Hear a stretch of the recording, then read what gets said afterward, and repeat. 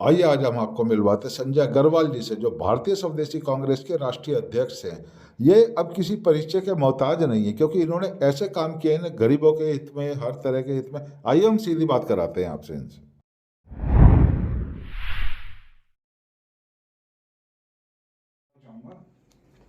जी। आपने जैसे आपके नमस्कार जी, जैसे कि आपका ये प्रोपेगेंडा है, या जैसे आपके एमपी के अंदर हमने सुना है कि काफी आपके काउंसलर वगैरह भी हैं जी। काफी, जो तो दिल्ली में और यूपी में और जैसे मान लो और भी राज्य रहते हैं, उसमें क्या आगे आपकी सोच है या आगे क्या करने का वो है?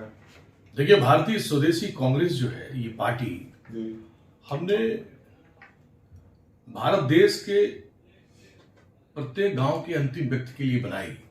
इसलिए हम लोगों का जो प्रोस्पेक्ट्स है पहले दिन से ही, अभी हमें 2 वर्ष हुए हैं और हम लोगों ने 6 राज्यों में चुनाव लड़ा है, बांसुरी चुनाव चिन्ह के साथ में। तो भारतीय स्वदेशी कांग्रेस 2024 का जो लोकसभा का चुनाव है वो संपूर्ण भारतवर्ष में लड़ना चाहती है, और जितने भी छोटे दल हैं जो हमारी विचारधारा से सहमत हैं, उन सभी दलों को हमने अपने साथ में, अपने कंसोर्टियम में एक थर्ड फ्रंट के रूप में, जो कि अप्रैल में हमारा थर्ड फ्रंट नाम के साथ घोषित हो जाएगा, और उसमें लगातार पार्टियां जुड़ती चली जा रही हैं। भारतीय स्वदेशी कांग्रेस हमने क्यों बनाई? भारतीय स्वदेशी कांग्रेस हमने इसलिए बनाई कि हम देख रहे हैं, जब से 1885 में विदेशी कांग्रेस बनी थी और उसके बाद बीजेपी और अन्य छोटी कई पार्टियां, दिल्ली में भी पार्टी बन गई, आंदोलन से लोकपाल गायब हो गया, पार्टी बन गई, लोग सरकार का सुख लेने लगे।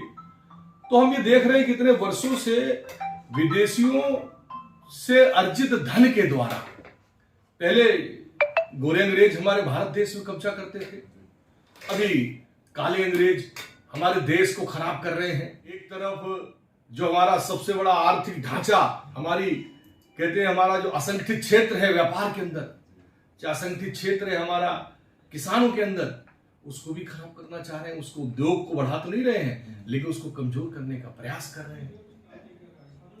तो ये भारतीय स्वदेशी कांग्रेस भारत देश के अंदर, कहते हैं ना, स्वदेशी विचारधारा की पार्टी है, सत्य काम की पार्टी है।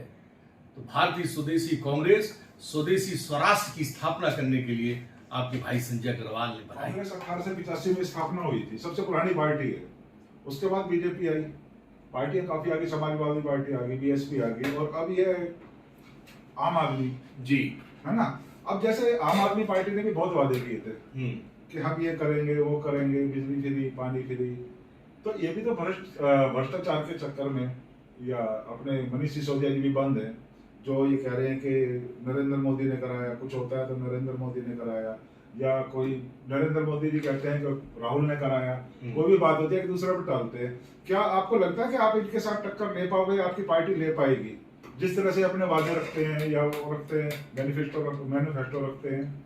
देखिए, हमने पहले ही कहा ना आपको कि ये स्वदेशी सत्यकाम की भारतीय स्वदेशी कांग्रेस है।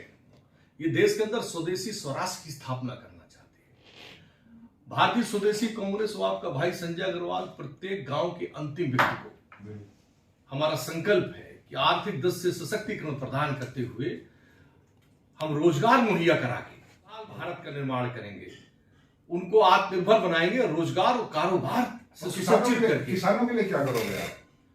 किसानों को हम शुरू से कहते चले आए, हमने 1991 में कहा था कि अगर भारत देश को दोबारा से सोने की चिड़िया बनाना है तो स्मार्ट गांव बनाने पड़ेंगे। 1991 में कहा था। उसके बाद स्मार्ट शहर की बात हो गई, स्मार्ट सिटी की बात हो गई। जो सरकारें आई उन्होंने एडवर्टीजमेंट, काम तो कुछ नहीं किया, स्मार्ट गांव तो नहीं बना पाए, स्मार्ट शहर तो बनाना उनके लिए बहुत ही दूर की बात है। फिर हमने तब कहा था कि घर घर व्यापार, 1991 में कहा हमने, अखिल भारतीय व्यापार महासभा संगठन के जरिए, चूंकि हम देश में आर्थिक क्रांति लेके आना चाहते हैं, हम देश के अंदर आर्थिक क्रांति के साथ साथ हम देश के अंदर हम